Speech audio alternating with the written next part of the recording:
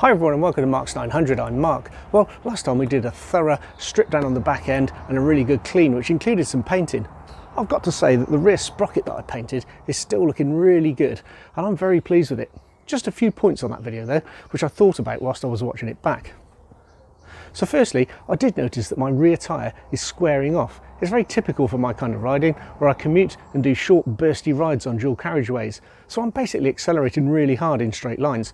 I'm not doing a lot of bends, but then it's been winter, and even if I was, I wouldn't be scraping my foot pegs around the bend of a wet British road. Secondly, I did spot the copper grease on the back of my brake pads. There's much debate on the use of copper grease on bike brakes. Many say it's actually dangerous. Now, I personally would use a brake grease rather than a copper grease, but nevertheless, Kawasaki themselves did this on both the front and back brakes on this bike. So if that's good enough for Kawasaki, then I'll stick with it.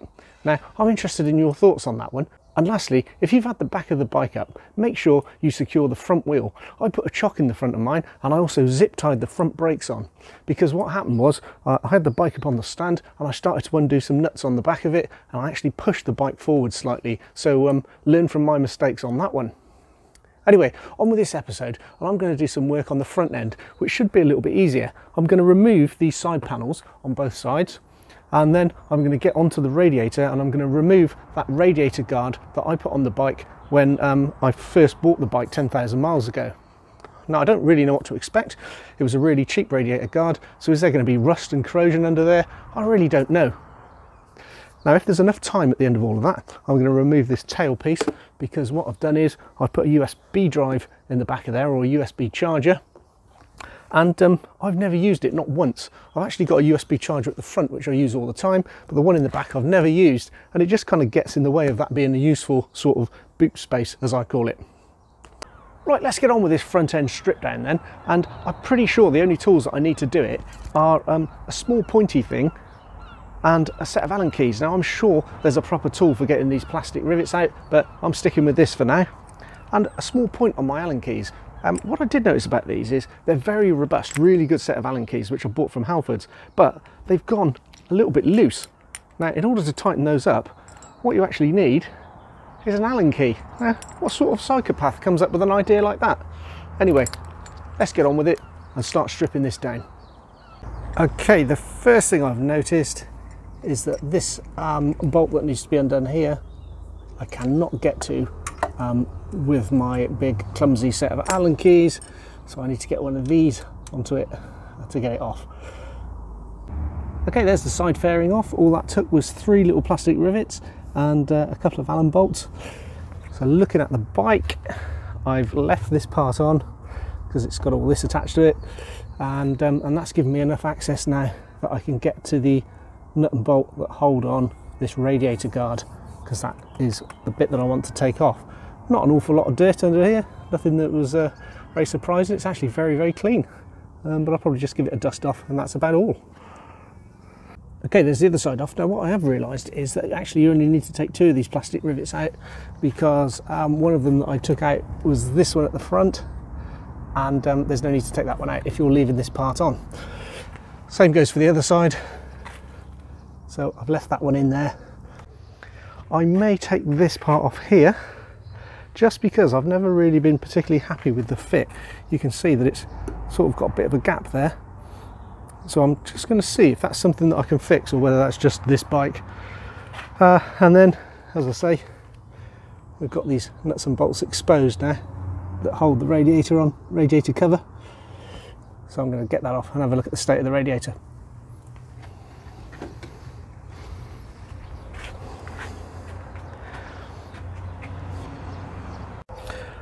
Right, I've removed this other side piece now. It was 2 bolts and a plastic rivet, so this is coming apart really easily. I've had a look at the fit of this, and I don't think I'm going to be able to make it fit any better. I think it's just the shape of the plastic that they've used. Okay, this is where it's starting to get a little bit more interesting. So I've got the radiator guard off, got the gloves on now because this bit's a little bit more dirty. It's fine on that side, obviously, because that's a bit you clean. On the back, it's pretty disgusting. And there's some rubber strips that you stick down the sides of these to stop the metal on metal, and they're quite trashed as well, so I've got some stuff to replace those. 4 nuts and bolts that hold them in place. They're all in really good condition. I think they're stainless, they're not rusted or anything like that, so they're really good. Quite happy with that. So as radiator guards go, that was a real cheap eBay buy. It was no more than £20, I don't think, and it works a treat. So new tool I'm using now, spanner. Apart from that, same old Allen keys just to get that off. And then over here, looking at the actual radiator, ooh, that's not looking too good at all. So I'm really pleased I took that off. I thought I was wasting my time today, but actually, looking at the state of the radiator, that needs to be cleaned. So now then, how do I clean it? Well, first thing I'm going to do is get in there with a really gentle, soft brush, so I don't hurt any of these fins, because I know they're really delicate. You've got to be very careful with them. So I'm just going to soft brush, and then I'll probably soak it in water and then give it a swirl through with a very light hose, and that's pretty much all I can do.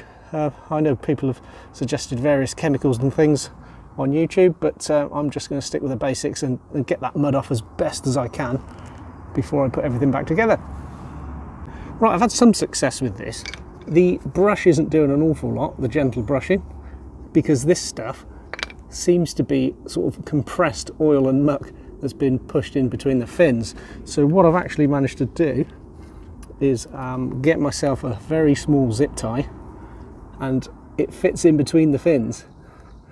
So I've been going through one at a time and just picking out the dirt.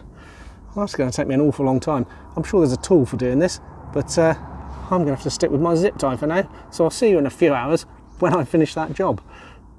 Well, I picked out as much dirt as I could with my little bit of zip tie that fitted in between the gaps between the fins.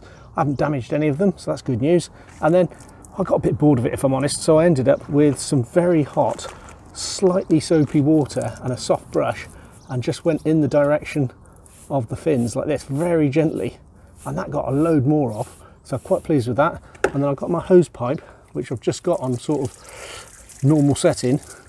I put it in the back, and it kind of pushed all the rest of the dirt out through the front.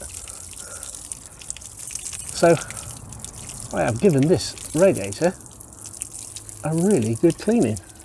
I'm quite pleased with that. It didn't take anywhere near as long as I thought that was going to take. So I'm going to just keep swilling some water through that just to make sure it's perfectly clean. But yeah, really happy. So if that water can get through there, then I guess airflow can go through as well. Great stuff. We'll put this back together in no time. Right, one of the other things I've noticed as I've been pushing water in from the back side of the radiator and it comes out the front, is it's bringing with it a load of little like pieces of grit. I don't know if you can see those, but loads of stuff flying out of that radiator. So this really is turning out to be quite a useful exercise. So I'm going to keep going with that, just make sure it's absolutely clean before I put it all back together. Okay, another interesting point to note is that this bolt that holds in this piece of fairing has got a nylon washer underneath it, which you can probably see there. But the one that goes into the side, on both sides, doesn't have one. Now I don't feel really comfortable putting that metal bolt straight onto a piece of plastic, so I've actually managed to get hold of a pack of nylon washers, and you can see there I've got just the right size, so I'm going to put that on there and fix it in.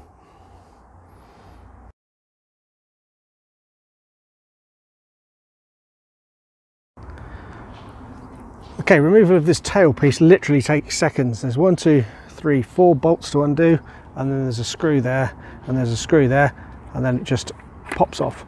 Dead easy, you can take that off. Piece of cake. Right, I've taken the seat and the pillion seat off as well. Nothing really much to note under there, apart from some of these staples are a little bit rusty, but I've noticed that before, and I just put a little bit of grease over them to stop them going any more rusty. So all of that's stripped off, and there you can see I've got my USB, which I've never used, and I put that in. It came from Kawasaki. It was about £60, and it goes in and it plugs into a socket that they give you down here somewhere. So I'm going to just unplug that. I can't remember which one it is, but I'll unplug it, and I'm going to take this out just to give me a little bit more room in the back, because I also like to carry a puncture repair kit and also some leads for the charging of the phone. So that will give me enough space in there then. Right, it's just a little bit dusty in there, not really too bad, not too dirty, and there's a bit of rust over the top of that terminal there, which I'll try and clean up. Right, now that I've unplugged that USB from the back of the bike, I'm left with this kind of exposed connector, but fortunately I keep everything, so whilst that bit's been unplugged, I've now kept the end cap which goes onto there, so I'll be able to plug that back on. Won't get any damp into the electrics. Don't forget, if you are working on your electrics, you should disconnect your battery. So I did that with the negative lead, and whilst it was off I took the opportunity to clean up that nut that holds it in place. So that's all back on now, and I will give it a good dollop of grease to make sure that doesn't go rusty again. Right, all nice and clean on the inside. I've cleaned up all the bits and pieces that go on the back, so ready to put it all back together. Okay, everything back together now. All this plastic's back on the tail. There's no gaps or missed clips or anything like that, so it's all on good and tight. And I've actually got some space in the back here to put some stuff, so that's going to be a joy, because that's much better than a USB port that I've never used. The only thing I've changed on this very slightly is these screws that hold in the fairing here didn't come with any sort of nylon washer underneath them, so I've put one on there. It's not a perfect fit, but the seat sits over the top of that, so you're not going to see it. I just think that's better than metal on plastic. Right, that's it then. I'll just get the seat back on.